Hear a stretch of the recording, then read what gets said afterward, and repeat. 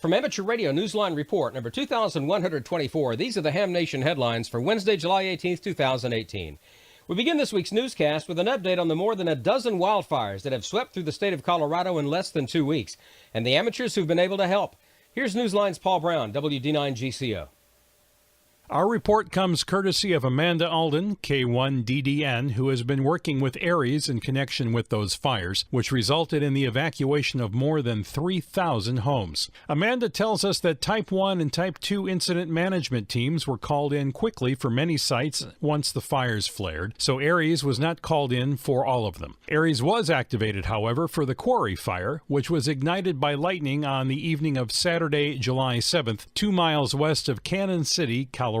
Fremont County Incident Management Team asked the R5D1 ARES team to assist with comms for the local wildfire team as well as the Fire Protection District. As Amanda told us, quote, "We actually fulfilled more of an aux-comm role for the fire," end quote. By July 8th, air attacks had done their job and ARES was able to demobilize that evening. The Quarry Fire is now 100% contained. As of Newsline production time, however, the Spring Fire, the second largest in the state's history, continued to burn.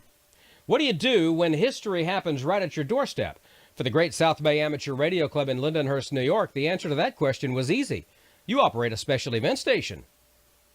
100 years ago, on July 19th, 6 U.S. sailors lost their lives when an explosion on board the USS San Diego sank the vessel off the coast of a barrier island known as Fire Island. Starting on July 14th and through the end of the month, special event station W2NMY will operate on all bands in all modes, honoring the 6 who perished aboard the only major warship the U.S. lost after its involvement in World War I. Successful contacts will earn a special certificate bearing the sailors' names and a photo of the ship. The call sign is also historic. It had been used by the U.S. Coast Guard at the HF station near Fire Island Lighthouse. Club President John Melfi, W2HCB, said the club is proud to bring it alive again.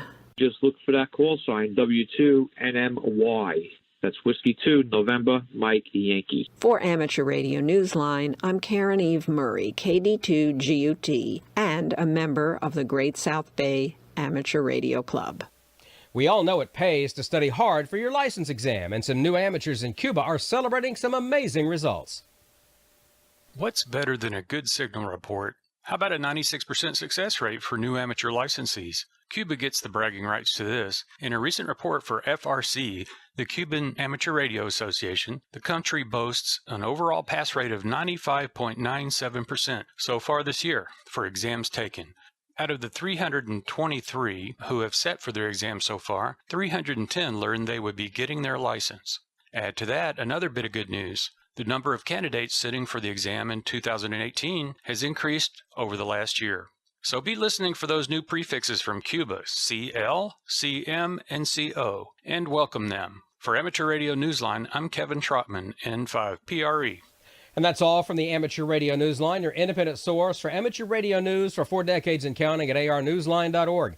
With Paul Brown, WD9GCO, Kevin Trotman, N5PRE, Karen Eve Murray, KD2GUT at the news desk and behind the mic in New York, and our news team across the globe. I'm Don Wilbanks, AE5DW. 7-3.